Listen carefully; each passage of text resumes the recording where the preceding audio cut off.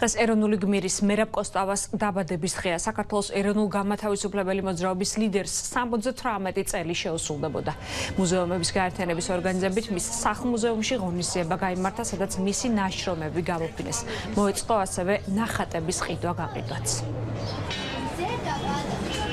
გამოფინეთ მერაბ კოსტავას ეპისტოლარული ჟანრი.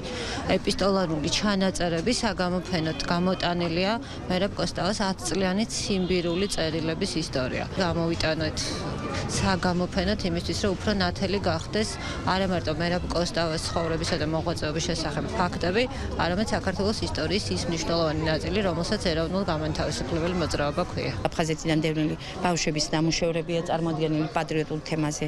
აქ არიან ჩვენი აფხაზეთის შემოქმედი ბავშვთა კავშირის წევრები, რომლებიც მოვიდნენ აქ, რომ უკდავყონ მერაბ კოსტავას სოუნა. სიმბოლურია, რომ საქართველოს დამოუკიდებლობის დღე ემთხვევა მერაბ კოსტავას დაბადების დღეს. ეს ალბათ ღმერთმა ასე ინება, რომ ეს ასე მომხდარიყო, მაინც და მაინც 26 მაისს დაბადებულიყო ის ეროვნული გმირი, რომელმაც მთელი თავისი ცხოვრება მიუძღვნა საქართველოს დამოუკიდებლობისათვის ბრძოლას.